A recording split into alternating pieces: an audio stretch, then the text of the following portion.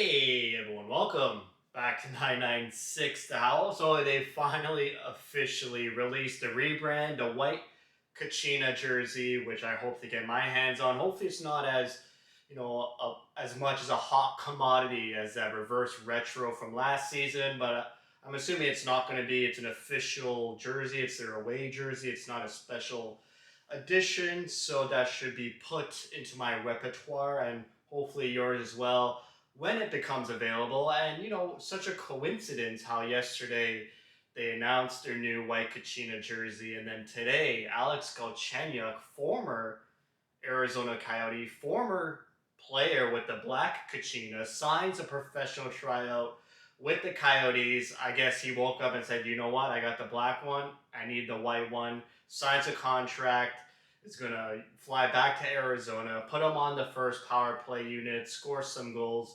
Why the hell not? Now that Rick Tocchet isn't there, crucifying him for his terrible defensive 5-on-5 play. Supposedly, he's been rebuilt by the Toronto Maple Leafs, except for that huge gaffe in the playoffs, which led to the Montreal Canadiens scoring in overtime and getting back in that series a couple months ago. Yeah, it's all jokes aside. Galchenyuk signs a professional tryout. He's not on the team 100% yet. He has to try out for the team. He might make it. In the top six, they're kind of weak in terms of one-timing guys, pure offensive type players. But honestly, his role in the NHL nowadays is a fourth line, third line guy. And if he's not going to be good defensively when you're on the fourth or third line, you're going to have a hard time finding a job in the NHL, which is why he's resorting to professional trials. Now, hopefully, some other player who's a free agent next season, follows in Galchenyuk's footsteps. So, maybe someone who has a certain jersey could maybe wear it again, hopefully. But let's get into it. The rookie tournament ended yesterday evening in Arizona. Arizona hosted the three California teams, Vegas and the Avalanche. They only played against Vegas, LA, and Anaheim. SOL means shootout loss, not something else.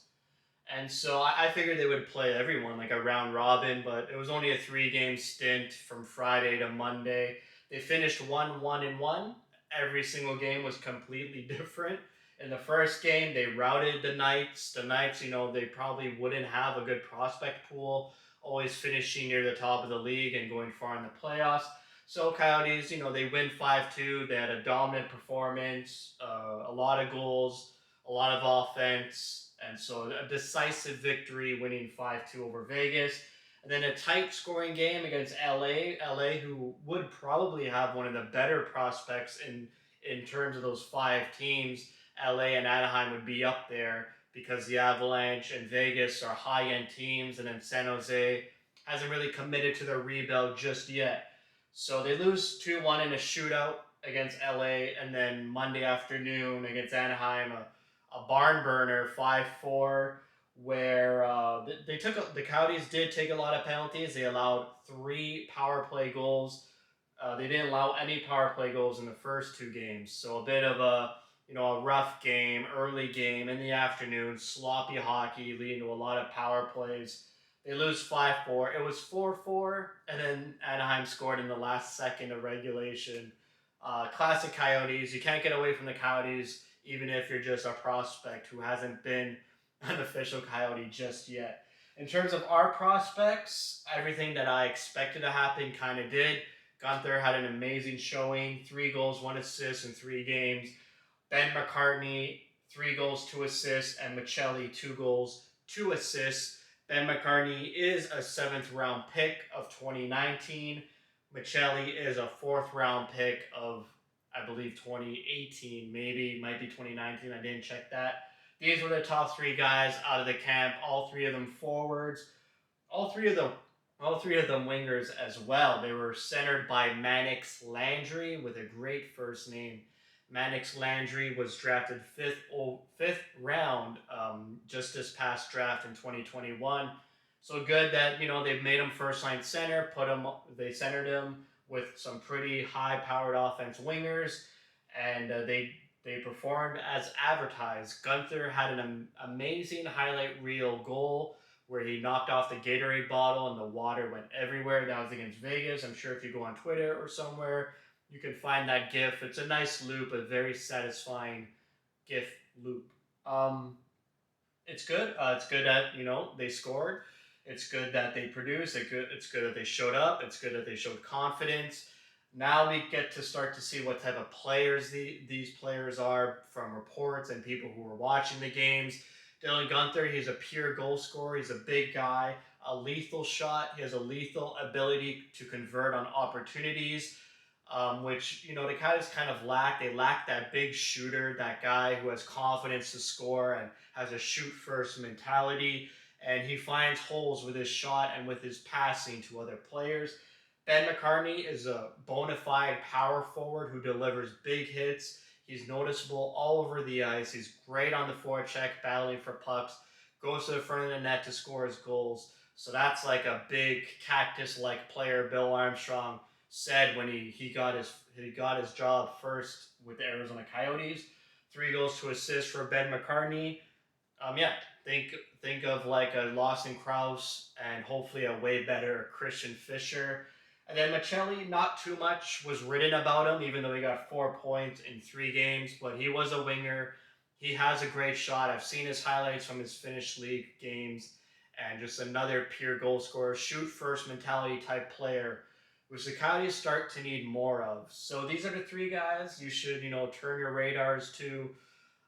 Be familiar with these 3 guys. Josh Doan did not participate in the rookie tournament. He has college classes at ASU going on around the same time, so that's why he couldn't make the team. Also, Liam Kirk didn't really have an amazing tournament.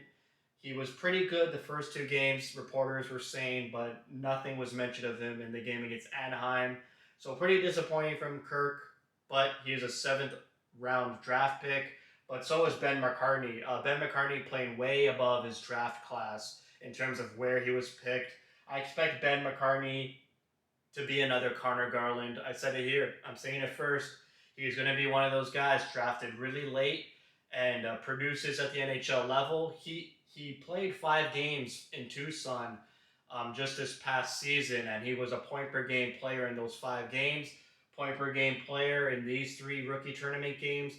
Everywhere he goes, he puts up points. He's producing. I'm really excited for Ben McCartney. Hopefully he plays in Tucson this year, along with Maccelli. I believe Guenther is going to go back to the Edmonton Oil Kings to get another season under his belt. But yeah, it's good that the Coyotes were able to host a tournament, fans were able to watch some hockey, get some buzz surrounding our young prospects, because it's going to be one of those seasons where you're looking towards the future as opposed to the present.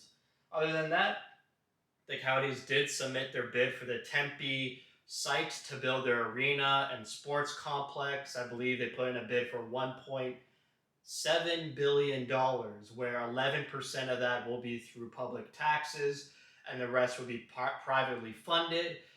The privately funded parts obviously will be the arena, sports bars, what have you. The public taxes will go towards, they want to build apartment buildings and some roads and some transits. So I'm sure the public services will get the money from the public taxes, whereas, all the hockey stuff, all the entertainment stuff will be privately funded by Alex Morello and whoever wants to fund the project. So hopefully it gets accepted. Hopefully they start building. I believe they might hit ground in 2024. So yeah, it's up in the air where the Coyotes are going to be short term, whether they renegotiate with Glendale, so Glendale accepts the Coyotes back at Gila River Arena for the next few seasons, or they play somewhere else and just stick it out for 3 or 4 seasons while this new complex gets built. But it's good news that the proposals looked good. It benefits the city. It's in a location with a lot of money and a huge population to support that huge development. So it's all good to see. Hopefully it gets accepted. Hopefully the Coyotes have a home the season after this upcoming season and for the next 3 years while this gets built, if it is accepted. So that's it for me. A good rookie tournament. It'd be better if they had a better winning record, but I like what I saw out of these three guys. Keep an eye on these prospects and Josh Stone, Mannix Landry, and Liam Kirk. Those are like the big guns coming up until they start to draft in next draft, which will be a better draft class than the class these players were in. So that's it for me. As always, thank you for your support and thank you for watching.